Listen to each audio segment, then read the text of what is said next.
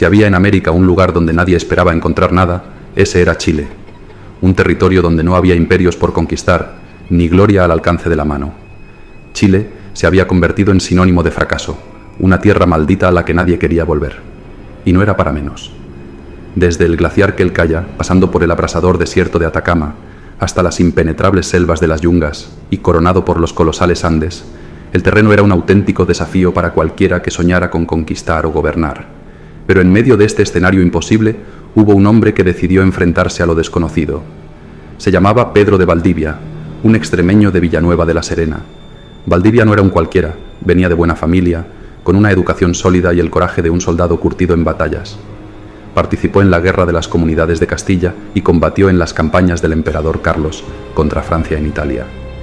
Se decía que había estado en la famosa batalla de Pavía y en el saqueo de Roma, hazañas que lo convertían en una leyenda viva. En 1534 decidió dar el gran salto y se embarcó rumbo al Nuevo Mundo, dejando a su esposa, Marina Ortiz de Gaete, atrás en España, y aquí es donde el destino comienza a trenzar una serie de encuentros que cambiarían el rumbo de su vida. En Venezuela conoció a Jerónimo de Alderete, un veterano de las mismas guerras que Valdivia, y a Francisco Martínez de Vegaso. Juntos, estos hombres formarían una alianza que los llevaría a enfrentarse a lo que nadie más se atrevía, la conquista de Chile. Para 1538, a sus 41 años, Valdivia era ya un hombre rico, uno de los más poderosos de todo el Perú. Pero, curiosamente, la riqueza no era lo que movía a este hombre. Como todos los conquistadores, anhelaba la gloria.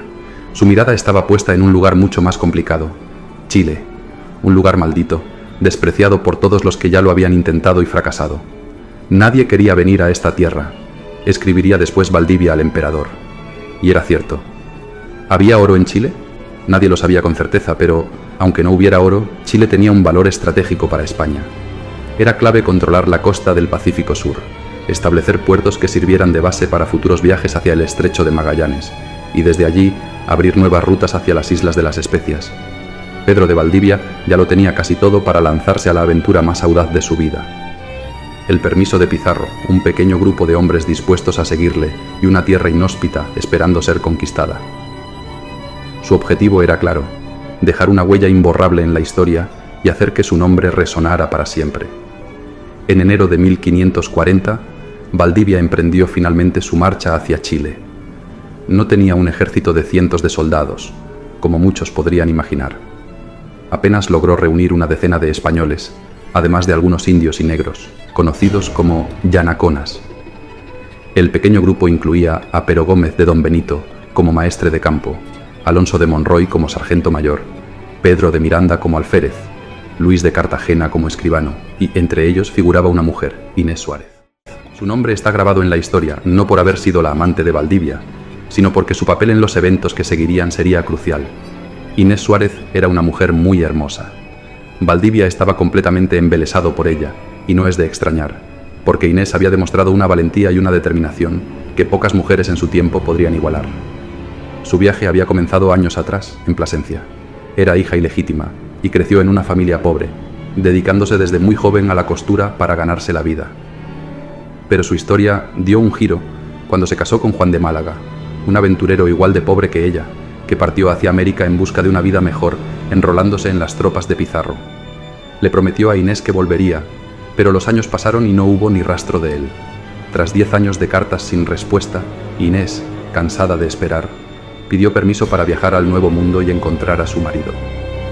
Era 1537, y no hablamos de un viaje sencillo.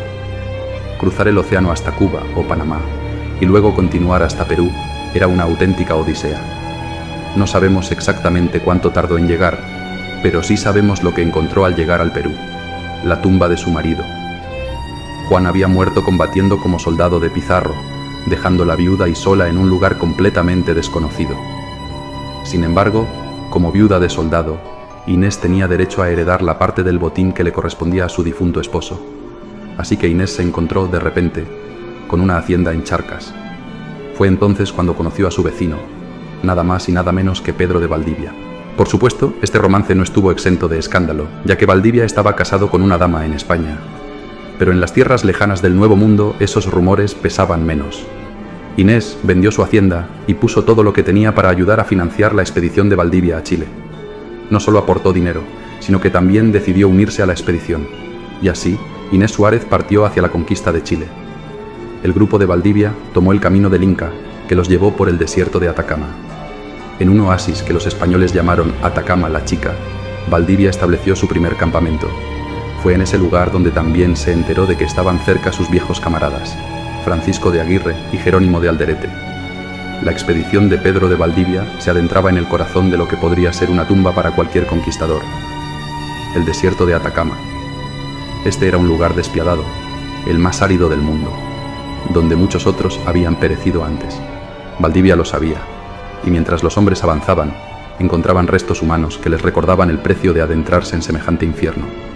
Con la hueste reforzada por los hombres de Alderete y Aguirre, el grupo sumaba ya 153 soldados españoles, 2 clérigos, Inés Suárez y alrededor de 1000 indios y negros. Pero incluso con esa fuerza considerable, el desierto no daba tregua. Para evitar quedarse sin agua, Valdivia decidió dividir su compañía en 4 grupos, con la esperanza de que, al darles un día de diferencia entre sí, los escasos manantiales del camino pudieran recuperarse antes de que llegara el siguiente grupo. La marcha fue agotadora. Las temperaturas eran extremas. Un calor abrasador de día, alcanzando los 45 grados, y un frío mortal por la noche, descendiendo hasta 20 grados bajo cero. Avanzaban despacio, arrastrados por el peso de las herramientas que debían usar para abrirse paso por el terreno accidentado.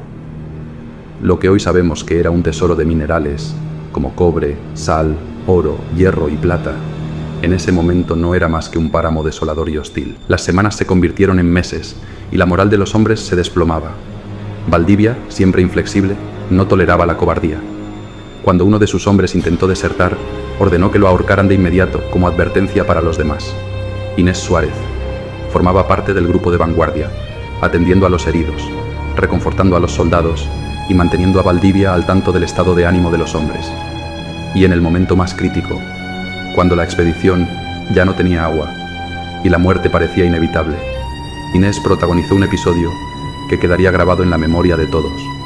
Según relata Mariño de Lovera, Inés, confiada y con una fe inquebrantable, ordenó a un indio que cavara justo donde ella se encontraba, y entonces, como si fuera un milagro, brotó agua en abundancia, suficiente para salvar a toda la expedición. El 26 de octubre de 1540, por fin, los hombres de Valdivia llegaron a un río. Los agotados soldados se sumergieron en las aguas para saciarse, casi sin creer que habían sobrevivido. Hoy en día, esos ríos están casi secos, pero en aquel entonces eran la salvación para un grupo de hombres que había atravesado el desierto más árido del mundo. Valdivia y su tropa se establecieron en el valle. El lugar, hoy llamado Toledo, se encuentra cerca del aeropuerto de Atacama. Valdivia estaba exultante. Había superado las peores pruebas y por fin se encontraba en las tierras que tanto ambicionaba. Era el momento de marcar el inicio oficial de su conquista.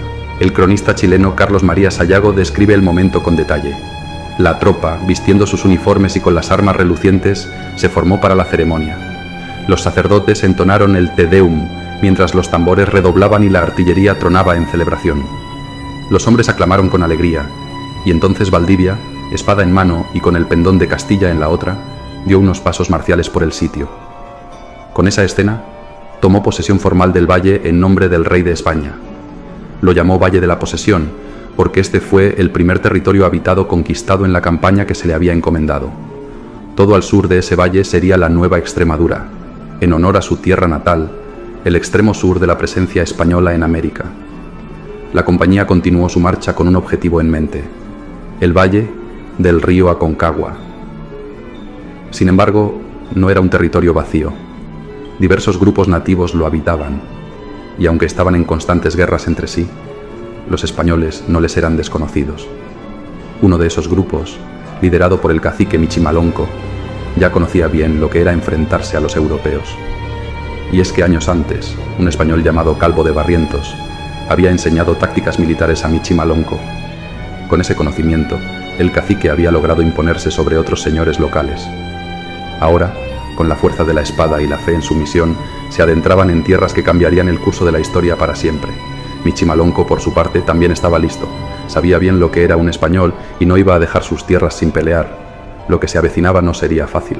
Pedro de Valdivia había venido a conquistar, sí, pero también a gobernar. Y eso implicaba más que solo vencer en batallas. Tenía que organizar políticamente el territorio. Al llegar al valle del río Mapocho, un lugar fértil y estratégico, Valdivia vio una oportunidad de asegurar su presencia en estas tierras tan inhóspitas. Era diciembre de 1540 y su siguiente movimiento sería fundar una ciudad que diera estabilidad a la región. Envió emisarios a los caciques cercanos. Esta tierra había estado bajo el dominio de los incas, y los españoles ahora se encontraban en el extremo sur del gran camino incaico. Valdivia planeaba imponer su poder sobre la estructura que ya existía, adaptando la organización local. Convocó una asamblea con los líderes indígenas de la zona que incluía personajes muy diferentes entre sí. Algunos, como Quilicanta, habían sido gobernadores bajo el dominio inca. Otros, como el aguerrido Michimalonco, habían resistido ferozmente a los incas. Y además, había araucanos que habían sido sometidos por la fuerza y estaban divididos entre aquellos que querían seguir siendo aliados de Cuzco y aquellos que buscaban liberarse de esa relación. En otras palabras, era un mosaico de intereses y tensiones, nada fácil para establecer acuerdos duraderos. A pesar de estas complicaciones, la reunión funcionó, al menos temporalmente. Los caciques señalaron un lugar para que Valdivia estableciera su ciudad, el Cerro Huelén. Allí, en ese lugar conocido por los lugareños como la Piedra del Dolor, los incas habían construido una pequeña ciudad y realizaban sus rituales de sacrificios humanos. El cerro estaba vinculado a una oscura tradición. Era el centro de los sacrificios de Capac Cocha, en los que se mataban niños y niñas en honor al dios Viracocha. Los cuerpos de esos niños eran enviados a Cuzco, donde se momificaban y se convertían en objetos de culto, llamados huacas. Así, los pueblos sometidos por el imperio inca terminaban adorando las momias de sus propios hijos, símbolos de su sometimiento. Así, el 12 de febrero de 1541 nació oficialmente Santiago del Nuevo Extremo, la que sería la primera ciudad española en el actual Chile. Pedro de Gamboa, el maestro de obras de la expedición, trazó el plano de la villa con el típico diseño español: 8 cuadras de norte a sur, 10 de este a oeste, y cada cuadra dividida en 4 solares. En el centro, la Plaza Mayor, rodeada por la catedral, la casa del gobernador, el cabildo y la cárcel. Las tensiones entre los españoles y los pueblos indígenas no tardaron en estallar, y el primer aviso de lo que vendría lo dieron los caciques locales. Por un lado, Quilicanta, el viejo gobernador inca que había sido desplazado por Valdivia, comenzaba a conspirar para recuperar su poder. Por otro, el cacique Michimalonco, cuyo nombre significa algo así como cabeza ardiente, empezaba a darse cuenta de que había hecho un pésimo trato con los españoles. Ambos líderes, aunque enemigos entre sí, compartían el mismo objetivo: deshacerse de los recién llegados. Y fue en mayo de 1541 cuando la tensión explotó. Michimalonco, viendo la oportunidad de recuperar su dominio sobre el valle, decidió actuar. Sabía que si lograba unir a los pueblos que antes estaban sometidos a los incas con sus propias fuerzas picunches, los españoles estarían en serios problemas. Pero Valdivia descubrió el complot antes de que se llevara a cabo. Marchó sobre la fortaleza de Michimalonco, la tomó y capturó tanto al cacique como a varios de sus aliados, incluido al cacique Quilicanta. Con Michimalonco prisionero, Valdivia tenía la situación bajo control. El cacique no tuvo más remedio que ceder. Para obtener su libertad, reveló a Valdivia dónde se hallaban los lavaderos de oro de Marga Marga, ubicados a unos kilómetros al noroeste de Santiago, donde hoy se encuentra Viña del Mar. Pero Valdivia no era ingenuo. Sabía que las cosas podían torcerse de nuevo en cualquier momento, así que, como medida preventiva, tomó como rehenes a 7 caciques, entre ellos a Quilicanta, y los llevó consigo a Santiago. Así se aseguraba un poco de control sobre la situación. Y justo cuando parecía que todo se estaba estabilizando, llegó una noticia que sacudió a la colonia. Francisco Pizarro, el gran conquistador del Perú, había sido asesinado. El impacto no se sintió solo por la pérdida de un líder admirado, sino porque todos los títulos y permisos que los expedicionarios y el propio Valdivia habían recibido dependían directamente de Pizarro. Con su muerte, existía la posibilidad real de que todo lo logrado en Chile se desmoronara. Así, Valdivia y sus hombres recurrieron a una estrategia que ya había funcionado en el pasado, tanto con Núñez de Balboa en el Darién como con Hernán Cortés en México, cuyo fundamento jurídico se hallaba en las partidas de Alfonso X. Constituyeron un cabildo, un consejo local, que por su autoridad colegiada designara formalmente a Valdivia como gobernador y capitán general del nuevo territorio. Valdivia, con la formalidad que el protocolo exigía, rechazó el cargo hasta en 3 ocasiones. El cabildo también siguiendo el guión, insistió otras tantas. Finalmente, en junio de 1541, Valdivia aceptó, asegurando así el control político y militar sobre Chile. La promesa de las minas de Marga Marga encendió el espíritu de los españoles. Bajo el mando de Valdivia, Francisco de Villagra y Francisco de Aguirre, quien era un veterano de las guerras de Italia, habiendo sido reconocido por el emperador Carlos y por el Papa Clemente VII, por su entrega en la defensa de las iglesias españolas durante el saqueo de Roma, fueron enviados para inspeccionar los yacimientos. Lo que encontraron no solo fueron los depósitos de oro, sino también las barracas donde, hasta pocos años antes, los picunches habían trabajado para los incas. El futuro parecía brillante, y para asegurar la extracción del oro, los españoles construyeron un puerto en el estero de Marga Marga, por donde enviarían el oro en barco. Sin embargo, Valdivia tenía otras preocupaciones. Con la muerte de Francisco Pizarro, los almagristas habían tomado el control en el Perú, y dentro de su propia expedición en Chile había antiguos partidarios de Almagro. Monroy, jefe del cabildo en Santiago, le advirtió de movimientos sospechosos y rumores inquietantes entre la tropa. Valdivia no podía permitirse bajar la guardia. Y justo cuando estaba más enfocado en desmantelar esta posible conspiración interna, desatendió el exterior. Un día, Gonzalo de los Ríos, uno de los hombres destacados en las minas, llegó a Santiago con un esclavo negro, ambos visiblemente aterrados. Traían una noticia. Los indios de la región se habían rebelado, matando a 12 españoles y a cientos de yanaconas, incendiando el barco y destruyendo los lavaderos de oro. Ellos dos eran los únicos supervivientes. Era agosto de 1541, y Santiago estaba a punto de colapsar bajo la presión de una conspiración interna y una rebelión indígena en toda regla. El cacique Michimalonco, el cabeza ardiente, había planeado meticulosamente su venganza, reuniendo fuerzas de diversos pueblos indígenas, desde los picunches hasta los araucanos del sur. Michimalonco había logrado lo impensable: unir a pueblos históricamente enfrentados bajo un solo objetivo común. La chispa que encendió la rebelión fue, según parece, el reclutamiento de indios para trabajar en las minas de Marga Marga, una medida que Michimalonco había permitido inicialmente, pero que luego usó para alimentar la resistencia. Michimalonco ofreció a los demás caciques una causa compartida: liberar a sus líderes, que estaban presos en Santiago, y expulsar a los invasores extranjeros. Sus palabras resonaron entre las tribus. Era un mensaje poderoso, y las tribus se unieron a su llamado. Y así, Santiago quedó rodeada. La ciudad recién fundada se encontraba ahora bajo asedio. Michimalonco y su ejército avanzaban, listos para acabar con todo lo que los españoles habían construido. La batalla por la supervivencia apenas comenzaba. Valdivia entendió que la verdadera amenaza venía del sur, de los promaucaes, esos pueblos que habían resistido fieramente a los incas y se habían ganado la reputación de ser verdaderos salvajes. Horas antes del amanecer, miles de guerreros picunches avanzaron hacia las defensas de Santiago. Sus armas eran primitivas, pero letales en este contexto: calderos llenos de tizones ardientes y otros artefactos incendiarios. En poco tiempo, Santiago comenzó a arder por los cuatro costados. Alonso de Monroy, encargado de la defensa, luchaba desesperadamente para contener el asedio. La caballería salía con furia, intentando romper las oleadas de atacantes. Cada acometida derribaba a decenas de indígenas, pero más y más guerreros seguían apareciendo. Con la salida del sol, Michimalonco pudo observar cómo Santiago estaba completamente envuelta en llamas, y las defensas españolas comenzaban a colapsar. Fue entonces cuando dio la orden decisiva: el asalto directo. El objetivo era claro y preciso: penetrar las calles de Santiago y llegar a la plaza central, donde los 7 caciques, prisioneros de los españoles, aguardaban. Si lograban liberarlos, los españoles perderían una de sus mayores ventajas y quizás su control sobre todo el territorio. Pero en ese escenario apocalíptico aún quedaba una última esperanza para los españoles, una que nadie esperaba: la espada de Inés Suárez y la legendaria intervención del caballo de Santiago Apóstol. La mañana del 11 de septiembre de 1541, las calles se convirtieron en un campo de batalla infernal. Los españoles, superados en número, salieron al encuentro de los miles de guerreros picunches liderados por Michimalonco. El combate era feroz. Entre el caos, en la casa del gobernador, Inés Suárez vigilaba a los 7 caciques prisioneros, quienes gritaban desesperados, llamando a sus rescatadores. Santiago ardía, y la situación parecía insostenible. Inés oraba frente a una pequeña imagen de la Virgen del Socorro que Valdivia siempre llevaba consigo.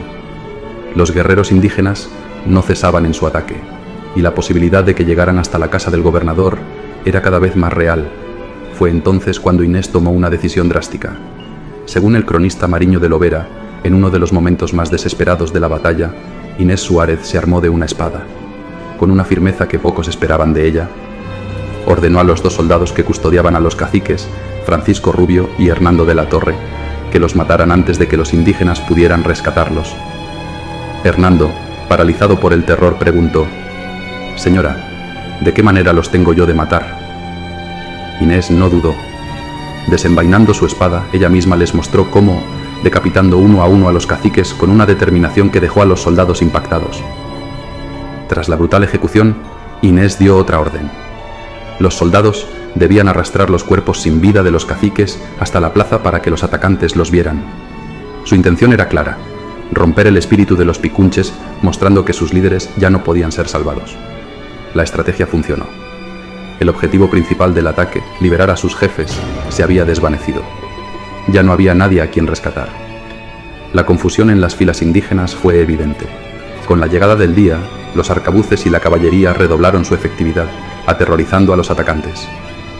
Las bajas entre los nativos eran cada vez más numerosas, y su empuje, que había sido feroz al principio, comenzaba a decaer.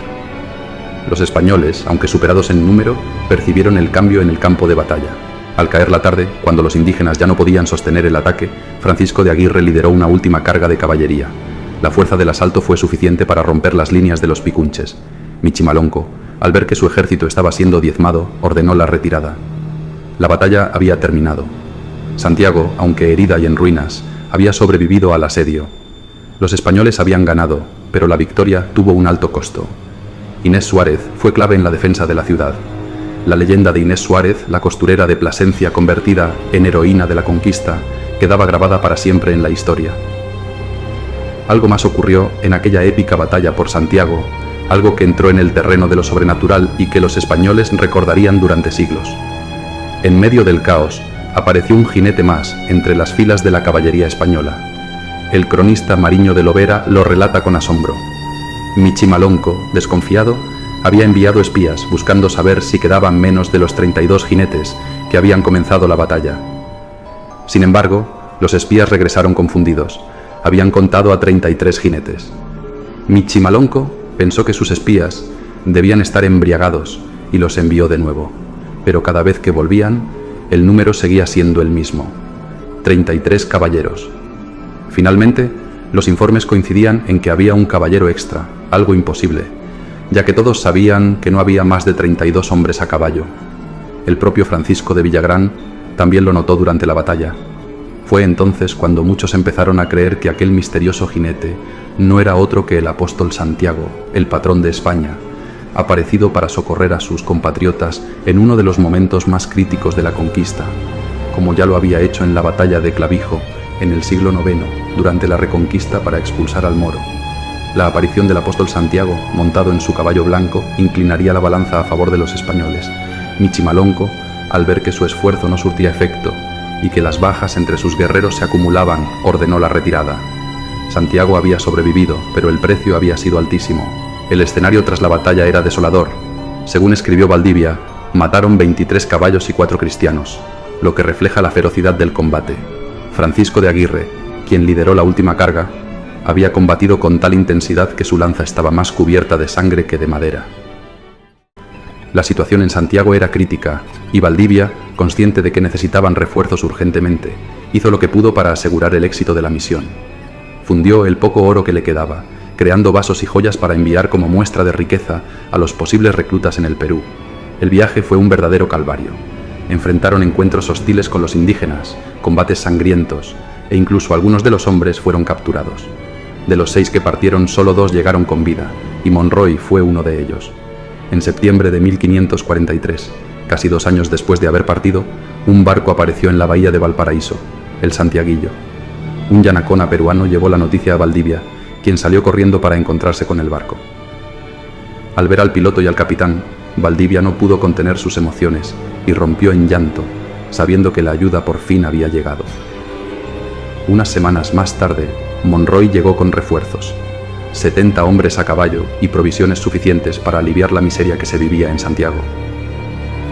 En agradecimiento por la salvación, Valdivia mandó construir una ermita dedicada a Nuestra Señora del Socorro, la Virgen que siempre llevaba consigo.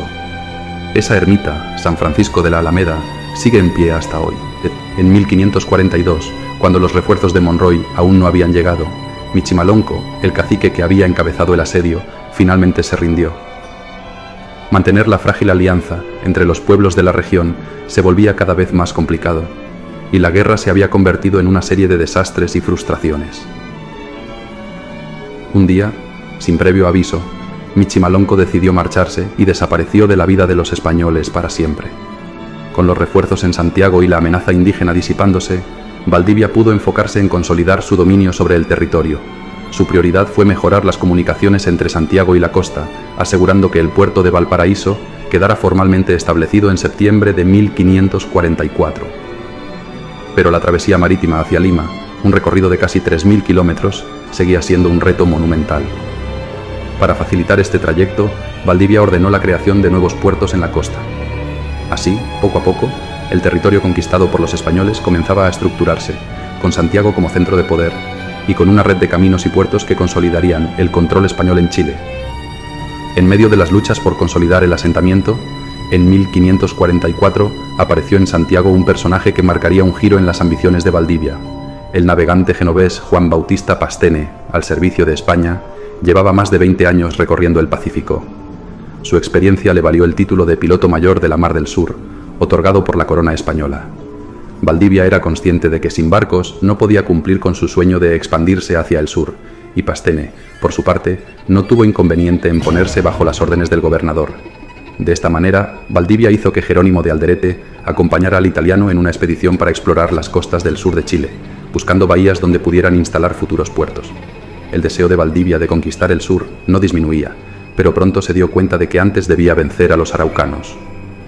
Una expedición de reconocimiento hacia Quilicura, más allá del río Biobío, terminó en un enfrentamiento con los indígenas, lo que forzó a Valdivia a una retirada prudente. De esa campaña, obtuvo un joven prisionero llamado Lautaro, a quien Valdivia acogió.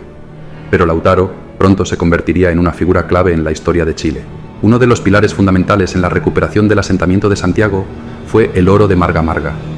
Valdivia, siempre meticuloso, dictó una ordenanza para regular la explotación y propiedad del yacimiento, asegurando que el oro de Marga Marga seguiría funcionando a pleno rendimiento durante las 2 décadas siguientes. Valdivia decidió que era momento de hacer lo que llevaba años posponiendo: viajar personalmente al Perú. Allí tuvo la oportunidad de entrevistarse con Pedro de la Gasca, obteniendo casi todo lo que buscaba, incluido el cargo de gobernador de Chile con autorización directa del rey. Sin embargo, fue sometido a un interrogatorio debido a una serie de acusaciones formuladas por sus enemigos. Una de las más dolorosas era la de haber incurrido en costumbres relajadas con escándalo público, debido a su relación con Inés Suárez. La convivencia entre ambos, aunque ampliamente conocida, había causado revuelo en ciertos círculos.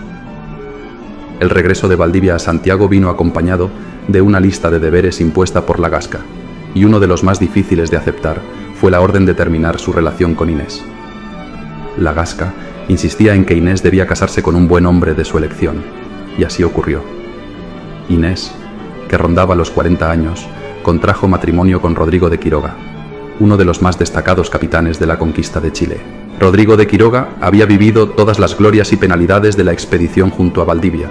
Era descrito por Alonso de Góngora como un hombre nobilísimo de condición, muy generoso, amigo de los pobres, con una casa que servía de hospital para aquellos que lo necesitaran. Además de sus virtudes, Quiroga tenía una participación importante en el oro de Marga Marga, lo que, sumado a la encomienda que Inés había recibido, los convertía en una de las parejas más influyentes y ricas. El matrimonio de Inés y Rodrigo consolidó su posición en la sociedad chilena. Aunque Quiroga no llegaba al altar sin su propio pasado, pues tenía una hija mestiza llamada Isabelita, fruto de una relación anterior. Juntos formaron una de las familias más poderosas del nuevo territorio.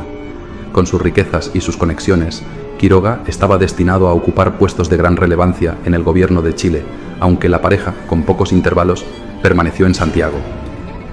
Inés Suárez y Rodrigo de Quiroga vivieron el resto de sus vidas de forma discreta, alejados de las intrigas que marcaron sus primeros años. En 1580, Después de largas décadas de vida en común, ambos murieron en Santiago, ancianos y respetados, dejando un legado imborrable en la historia de la conquista de Chile. El sacrificio que Pedro de Valdivia tuvo que hacer para consolidar su gobierno en Chile fue alto, la mano de Inés Suárez. Michimalonco, cansado de su vida de exilio sin fortuna en un pueblo ajeno, decidió regresar al país que había intentado tomar por la fuerza. Reunió a los caciques que habían luchado junto a él contra los españoles y, reconociendo la imposibilidad de seguir en guerra, los convenció de que era hora de hacer las paces. Según el cronista Mariño de Lovera, Michimalonco les dijo: «Ya sabemos que cuantos son de bravos y valientes en la guerra son de mansos y afables en la paz». Inés Suárez fue quien recibió al guerrero con las mayores cortesías, mostrando que los tiempos de la guerra quedaban atrás. Michimalonco aceptó que sus hombres fueran evangelizados. El acuerdo entre Valdivia y Michimalonco fue sellado, y no solo eso. Michimalonco se comprometió a formar parte de los futuros cuerpos auxiliares en las campañas de conquista que llevarían a cabo los españoles. Así, al finalizar 1549, Pedro de Valdivia, 10 años después de su nombramiento como teniente de gobernador por Francisco Pizarro, había alcanzado una victoria crucial. El año siguiente, en enero de 1550, Valdivia dio inicio a la gran expedición al sur, el sueño que tanto había anhelado.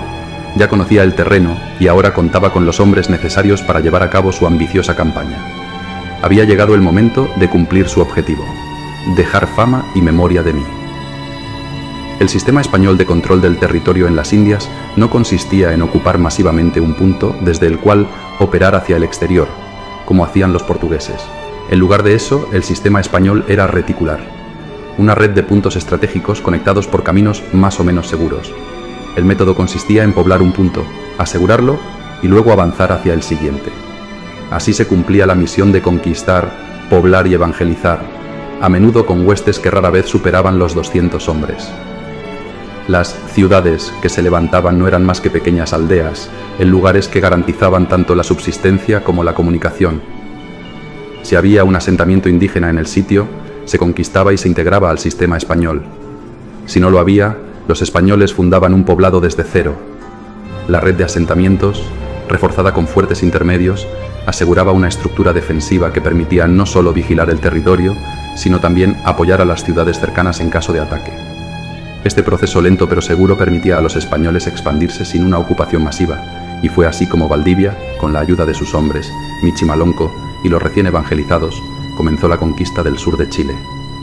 La verdadera prueba estaba por venir en las tierras donde los araucanos se convertirían en la mayor resistencia que el imperio español jamás enfrentaría en América. Chile, con su geografía de franjas longitudinales que iban desde el océano hasta los Andes, comprendía una planicie costera, la cordillera litoral, y una fértil depresión intermedia antes de llegar a las altas cumbres andinas.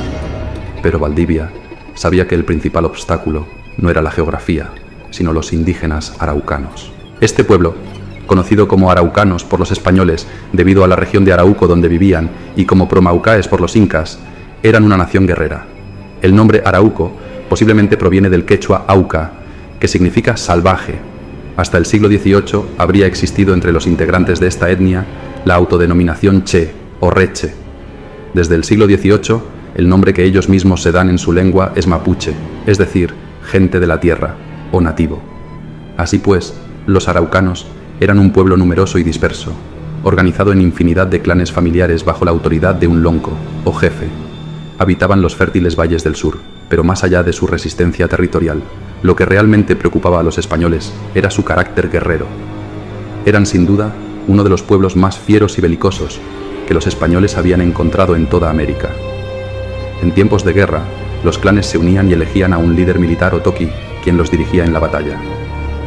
Los araucanos, dirigidos por sus machis, chamanes y sacerdotes que en su mayoría eran mujeres ancianas, tenían una conexión profunda con lo sobrenatural y las fuerzas de la naturaleza. Estos líderes espirituales, temidos y respetados, eran los que ordenaban los sacrificios humanos en tiempos de crisis. El primer objetivo de Valdivia y su expedición fue la bahía que el navegante italiano Juan Bautista Pastene había bautizado como Concepción, situada en la desembocadura del río Biobío, a 500 kilómetros al sur de Santiago. 3 años antes, los españoles habían tenido que replegarse de esa misma zona. Esta vez, la expedición contaba con 200 soldados españoles, la mitad de ellos a caballo, y unos 300 yanaconas peruanos y chilenos. El viaje fue arduo. Tardaron más de un mes en recorrer el camino hasta la bahía. Valdivia estaba enfermo y en varias ocasiones tuvo que viajar en litera, aunque en otras cabalgaba con la ayuda del joven araucano Lautaro, quien sostenía las riendas de su caballo. Finalmente, el 22 de febrero de 1550, llegaron a un paraje cenagoso llamado Andalién, donde acamparon. Sin embargo, esa misma noche, una multitud de al menos 15.000 indígenas atacó por sorpresa. Valdivia había elegido el terreno sabiamente. Los pantanos que rodeaban el campamento servían de barrera natural, forzando a los atacantes a entrar por un solo punto. La batalla que siguió fue feroz. Los españoles perdieron a un hombre y un centenar resultó herido. Pero las bajas para los araucanos fueron mucho más graves: 300 muertos y 400 prisioneros. Aquella era solo la primera batalla. Valdivia decidió trasladar el campamento cerca de la bahía, donde podrían esperar refuerzos y establecer una base segura. Apenas unos días después, ya trazaba el plano de una nueva ciudad, Concepción del Nuevo Extremo, la actual Concepción. Además, ordenó la construcción de un fuerte en el sitio de Penco, en el lado norte de la ciudad. Desde Concepción, Valdivia envió mensajeros con la esperanza de negociar la paz con los líderes de la región. Sin embargo, sus esfuerzos fueron en vano. El 12 de marzo, los soldados del fuerte de Penco divisaron una enorme multitud que avanzaba hacia ellos. Más de 20.000 indígenas se preparaban para un nuevo asalto, pues tras su derrota en Andalién había logrado reunir a guerreros de otros pueblos. La batalla de Penco, librada en el asedio al fuerte recién construido, fue un episodio decisivo tanto para Pedro de Valdivia como para la consolidación del dominio español en el sur de Chile.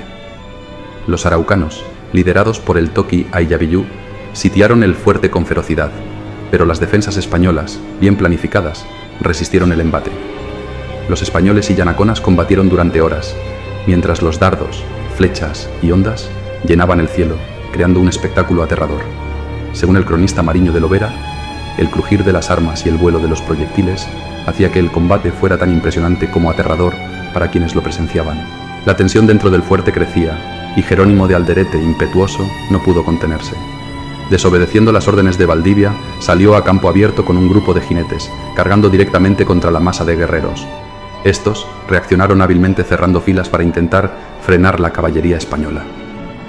Viendo que Alderete estaba en peligro de ser rodeado y superado, Valdivia ordenó a Francisco de Villagra salir con una segunda carga de caballería. Este movimiento resultó decisivo. La resistencia colapsó y los guerreros araucanos huyeron hacia terrenos escarpados, imposibles de atravesar para los caballos, pero no para los yanaconas aliados con los españoles, que persiguieron con saña a los fugitivos. En esa persecución, el cacique Picunche Michimalonco, quien había luchado al lado de los españoles tras hacer las paces con Valdivia, cayó en combate. Murió peleando para los españoles, cerrando un ciclo de alianzas y traiciones en su vida. La batalla de Penco fue una victoria completa, tanto militar como políticamente. Los cronistas hablan de 300 indígenas muertos durante el combate y de más de 3.000 caídos durante la persecución. Otros 200 fueron capturados. Valdivia, decidido a enviar un mensaje contundente, permitió que algunos de los prisioneros fueran mutilados y luego devueltos a sus tribus como represalia. Este acto de brutalidad indignó a varios, incluido al joven que había sido acogido por Valdivia, Lautaro, quien presenció con horror el tratamiento dado a sus compatriotas. Sin embargo, la táctica tuvo un efecto inmediato. Los caciques locales, temiendo la misma suerte, acudieron a Valdivia pidiendo paz en los días posteriores. Valdivia, práctico y con la mirada puesta en su campaña hacia el sur, aceptó las paces de inmediato. A principios de 1551, Valdivia, siempre con el espíritu de conquistar más tierras, reunió a 100 jinetes y 60 infantes y partió de Concepción, siguiendo la costa hacia el sur, adentrándose más en el corazón del territorio indígena. En octubre de ese mismo año, Valdivia llegó a tierras profundamente araucanas y sobre un poblado fundó la ciudad de la Imperial, llamada así porque los maderos de las construcciones araucanas asemejaban un águila bicéfala, símbolo del Sacro Imperio Romano Germánico. La Imperial, que hoy conocemos como Carahue, era más un fuerte militar que una ciudad propiamente dicha, pero representaba un nuevo paso en la expansión hacia el sur. La resistencia indígena no había desaparecido, pero se limitaba a choques menores, y la marcha de los españoles avanzaba sin mayores dificultades. Sin embargo, Durante este tiempo, ocurrió un evento que tendría graves consecuencias para Valdivia y su ejército. Un día, el joven Lautaro desapareció sin dejar rastro. La huida de Lautaro parecía un detalle menor en ese momento, pero pronto revelaría una amenaza mucho mayor. Lautaro no era cualquier joven indígena. Bajo la apariencia de leal sirviente, había estado observando cuidadosamente las tácticas de los españoles, y su desaparición sería el preludio de uno de los capítulos más épicos y sangrientos en la resistencia araucana contra la conquista española. En su imparable avance hacia el sur, Pedro de Valdivia fundó el 9 de febrero de 1552 la ciudad de Santa María la Blanca de Valdivia, conocida hoy como Valdivia. Curiosamente, la ciudad no fue bautizada así por el propio conquistador, sino que el navegante italiano Juan Bautista Pastene había dado ese nombre a la bahía en su honor. Al mismo tiempo, Jerónimo de Alderete fundaba Santa María Magdalena de Villarrica, conocida hoy como Villarrica. Valdivia pretendía conectar el Atlántico, el Mar del Norte, con el Pacífico, la Mar del Sur. De hecho, en el transcurso de esta expedición, Valdivia llegó a divisar la isla de Chiloé, extendiendo su control a más de 1000 kilómetros al sur de Santiago. En menos de una década, Valdivia había fundado 5 ciudades importantes: Santiago, La Serena, Concepción, Valdivia y Villarrica, a las que se sumaría una sexta, los confines de Angol, hoy Angol. Además, una línea de fuertes había sido construida desde la costa hasta los Andes, asegurando el control de los pasos estratégicos entre Concepción, Valdivia y Villarrica. La afluencia de pobladores a estas nuevas ciudades, especialmente a Valdivia, era constante. Valdivia consideró que era el momento de estabilizar su situación personal y política. Su siguiente paso sería asegurarse el reconocimiento formal de sus títulos de conquista y, por fin, cumplir con una de las órdenes más dolorosas que le había impuesto Pedro de la Gasca: traer a su esposa, Marina Ortiz de Gaete, a Chile. Valdivia no veía a su esposa desde hacía casi 20 años, desde que partió a las Indias, y sabía que el reencuentro no sería sencillo. Para suavizar el impacto de la noticia y el difícil trance, Valdivia dotó a su fiel compañero Jerónimo de Alderete de 7.000 pesos de oro y lo envió a España con 3 encargos cruciales: llevar al rey Carlos I el quinto real, que ascendía a 76.000 pesos de oro, obtener de la corona la confirmación formal de sus títulos de conquista y traer de regreso a su esposa. Alderete, amigo de Valdivia, partió hacia España con estos objetivos en mente. Mientras tanto, Valdivia no sabía que en las sombras el joven Lautaro estaba preparando lo que sería una de las mayores amenazas para la estabilidad de su recién construido imperio en Chile. Todo el esplendor y las conquistas de Pedro de Valdivia se desmoronaron repentinamente. La aparente pasividad de los araucanos se transformó en una furia implacable que desató una oleada de sublevaciones. La chispa inicial estalló en Villarrica, donde un grupo de indígenas mató a un español y huyó. Inmediatamente comenzaron a llegar inquietantes informes de los fuertes de Tucapel, Purén y Arauco. Los indígenas se estaban movilizando de manera alarmante. Valdivia envió a Francisco de Villagra, a la Imperial y a otros hombres hacia Arauco. Mientras tanto, en Purén, el fuerte estaba sitiado por miles de guerreros araucanos. Esta vez, la situación era diferente. No se trataba de la habitual turba desorganizada. Se movían en formaciones cerradas y coordinados, maniobrando con una disciplina que solo podría haber sido aprendida de los propios españoles. El capitán de Purén, preocupado, envió un emisario hacia Concepción en busca de instrucciones. Sorprendentemente, permitieron que el mensajero pasara, y poco después, los españoles lograron capturar a un indígena, quien les reveló una verdad aterradora. Los araucanos estaban esperando fuera del fuerte con un ejército enorme, listo para atacar en cuanto los españoles intentaran salir. El mensajero de Purén consiguió regresar al fuerte, pero fue interceptado antes de llegar, y para su sorpresa, el líder de las huestes era nada menos que Lautaro, el joven a quien había acogido Valdivia y que ahora se había convertido en el estratega detrás de la resistencia indígena. Lautaro, quien había escapado y vuelto con su gente, estaba decidido a aplicar todo lo que había aprendido sobre tácticas militares españolas: la importancia de la organización en el campo de batalla, los puntos débiles de las formaciones y las ventajas y limitaciones de las armas españolas. Con astucia, capturó al emisario y, al enterarse de las órdenes de Valdivia, supo que el gobernador estaba esperando que los hombres de Purén se unieran a él en el fuerte de Tucapel. Pero esos refuerzos nunca llegarían. En su lugar, Lautaro y sus guerreros se dirigirían a enfrentarse a Valdivia. El 23 de diciembre de 1553, Valdivia llegó a Tucapel con la esperanza de encontrarse con los refuerzos de Purén. Llevaba consigo a 50 españoles y unos 2000 yanaconas. A lo largo del camino, envió exploradores para reconocer el terreno, pero ninguno regresó. Al llegar el 25 de diciembre, encontró el fuerte de Tucapel en ruinas, humeando tras haber sido destruido. Valdivia decidió acampar allí, sin saber que estaba a punto de enfrentar su mayor desafío. De repente, una marea de guerreros se precipitó sobre ellos. Eran 10.000 hombres, liderados por el Toqui Caupolicán y apoyados por Lautaro, su fiel aliado y estratega. Valdivia organizó a sus hombres en 3 formaciones defensivas y envió a su caballería para intentar desmantelar la retaguardia enemiga, pero habían aprendido bien las lecciones de Lautaro. Usaron formaciones cerradas para detener a la caballería española y emplearon boleadoras para derribar a los caballos. Además, sabían recomponer sus líneas después de cada ataque, manteniendo la presión constante sobre los agotados españoles. Lautaro había enseñado a los suyos que, aunque las armas españolas eran poderosas, causaban gran fatiga a quienes las portaban. Por lo tanto, el secreto para vencer a los conquistadores radicaba en lanzar cargas sucesivas, desgastando a los soldados españoles con cada embate. Y eso fue exactamente lo que ocurrió. A medida que avanzaban las horas, los españoles se volvían cada vez más lentos y vulnerables. En medio de una marea de cadáveres de araucanos, también yacían la mitad de los españoles y la mayoría de los yanaconas. La situación se volvía insostenible, y Valdivia se dio cuenta de que estaba perdiendo la batalla. La dramática caída de Pedro de Valdivia en la batalla de Tucapel marcó un antes y un después en la conquista española de Chile. Cuando la situación era insostenible y la derrota inevitable, Valdivia reunió a sus oficiales y preguntó: «Caballeros, ¿qué haremos?». La respuesta del capitán Altamirano fue clara y contundente: «¿Qué quiere vuesa merced que hagamos, sino que peleemos y muramos?». Y eso hicieron. Pelearon hasta donde fue posible, pero los españoles eran ampliamente superados en número. En un intento de retirada, Valdivia logró replegarse unos cientos de metros, pero fueron interceptados en un terreno cenagoso. Los indígenas los capturaron, y Valdivia fue llevado ante Lautaro y el Toqui Caupolicán. Lo que siguió fue la muerte del gobernador. Existen varias versiones sobre cómo pereció Valdivia. La más extendida relata que Valdivia fue torturado, mutilado y devorado por los araucanos, mientras aún estaba vivo, en un acto de venganza extrema. El Cabildo de Santiago, en una carta enviada a España, llegó a afirmar que lo tuvieron vivo 3 días, comiéndolo a bocados.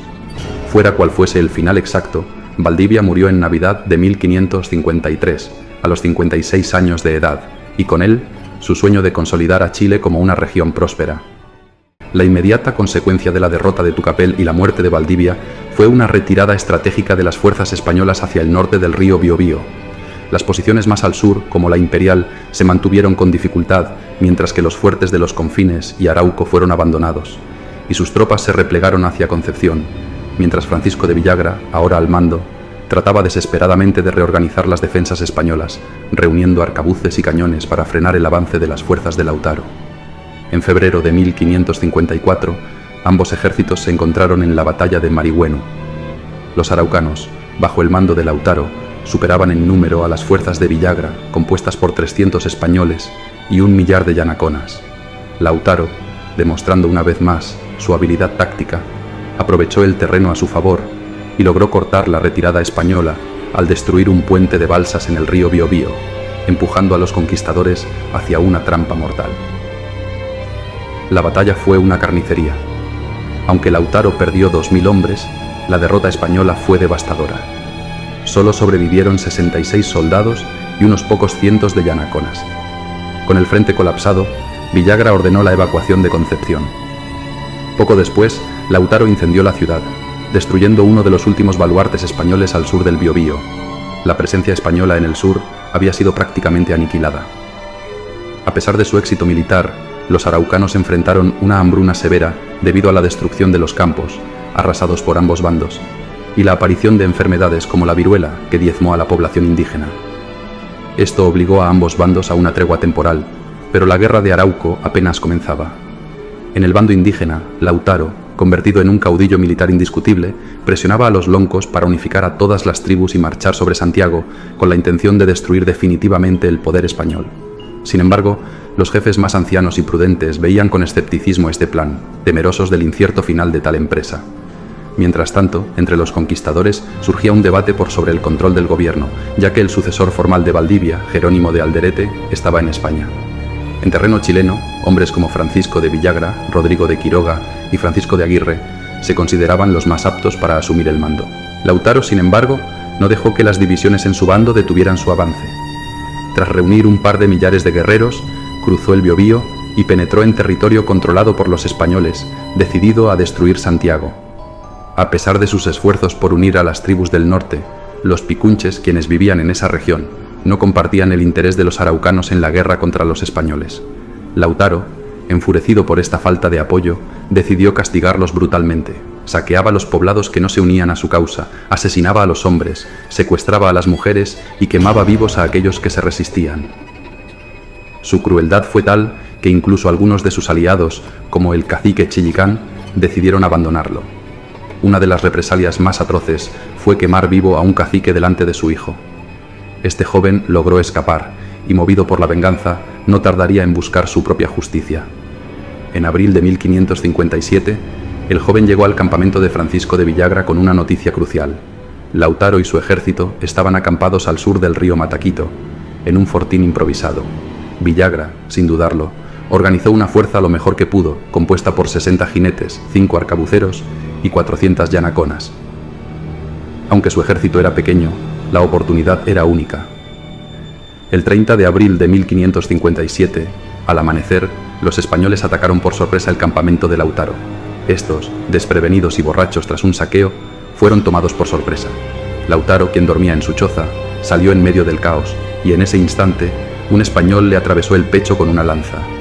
En su mano, Lautaro tenía la espada de Pedro de Valdivia, un símbolo del destino trágico que lo unía al conquistador que una vez sirvió.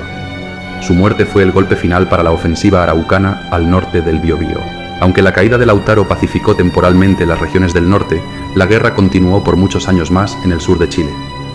Esta guerra de resistencia sería inmortalizada en la Araucana, el famoso poema épico de Alonso de Ercilla, quien participó en las campañas españolas. El poema relata las hazañas y sufrimientos de ambos bandos, consolidando la leyenda de la Guerra de Arauco como uno de los conflictos más épicos y largos de la historia imperial española. En cuanto al gobierno de Chile, tras la muerte de Valdivia y el caos inicial, todos esperaban la llegada de Alderete, quien debía asumir el mando. Sin embargo, Alderete nunca llegó. Jerónimo de Alderete, el compañero más cercano de Pedro de Valdivia, había logrado cumplir su misión en la corte española con éxito. Había conseguido la aprobación real para asumir el cargo de gobernador de Chile y había informado a Marina Ortiz de Gaete, la esposa de Valdivia, de que pronto se reuniría con su marido en las Indias. Pero la tragedia ya se había desatado. A su regreso, Alderete se enteró del desastre de Tucapel y de la muerte de Valdivia, lo que lo colocaba como el sucesor natural en el gobierno de Chile. Con ese propósito, se embarcó de nuevo hacia América, junto con Alonso de Ercilla, el futuro poeta. Sin embargo, el destino tenía otros planes. Al llegar a Panamá, Alderete contrajo la temida fiebre amarilla y falleció en la isla de Taboga el 7 de abril de 1556, llevándose con él las esperanzas de poner orden en el desmoronado reino que ya jamás gobernaría. En Panamá, unos meses antes, doña Marina Ortiz de Gaete, la esposa de Valdivia, había recibido la devastadora noticia de la muerte de su marido. Para Marina, quien había sido abandonada durante años por su esposo en su afán de conquistar el Nuevo Mundo, aquello fue un golpe terrible. Para ese viaje, Marina había comprado un lujoso ajuar y se había rodeado de familiares, incluyendo varios hermanos, como si toda la familia Ortiz de Gaete se preparara para una nueva vida en América. Pero al llegar a Santiago, descubrió que las tierras que Valdivia le había dejado estaban en Tucapel, una región devastada por la rebelión indígena. No solo no quedaba nada de valor en pie, sino que Valdivia había acumulado una montaña de deudas, resultado de su última y desastrosa campaña. Lo que Marina encontró en Santiago fue una modesta casa y una situación financiera desastrosa. A partir de entonces, la vida de Marina se convirtió en una lucha perpetua por recibir una pensión que la sostuviera. Durante años presentó reclamaciones al Consejo de Indias, solicitando al menos una compensación por la vida y el sacrificio de su marido. Aunque el Consejo ordenó al gobernador de Chile que se encargara de su manutención, el gobernador en ese momento era Rodrigo de Quiroga, el esposo de Inés Suárez, antigua amante de Valdivia. Ni Quiroga ni Inés miraban a Marina con simpatía, y su situación fue cada vez más precaria. Marina pasó sus últimos años en la iglesia de San Francisco de la Alameda, rezando en silencio ante la pequeña imagen de Nuestra Señora del Socorro, la misma que Valdivia llevaba consigo en sus campañas. Sin embargo, la Virgen ante la que rezaba en sus últimos días era la de la soledad, reflejando el estado en el que vivió sus últimos años. Murió en Santiago en 1592, con más de 80 años, sin descendencia, enterrada en la misma iglesia donde había buscado consuelo en su soledad. Aunque Marina Ortiz de Gaete murió sola y arruinada, el legado de su familia en Chile sería mucho más significativo. Los hermanos que la acompañaron en su viaje a las Indias tuvieron una descendencia ilustre, de lo más influyente en la historia de Chile. Entre sus descendientes directos se encuentran figuras tan emblemáticas como Bernardo O'Higgins, el padre de la secesión de Chile. Así, mientras la vida de Marina terminó en la pobreza y el olvido, su linaje dejó una huella imborrable en la historia y la cultura de Chile. La historia de la conquista de Chile fue sin duda un proceso largo y lleno de desafíos. Las ciudades que fundó Pedro de Valdivia, como Valdivia, Concepción, La Imperial y Villarrica, fueron levantadas y arrasadas una y otra vez.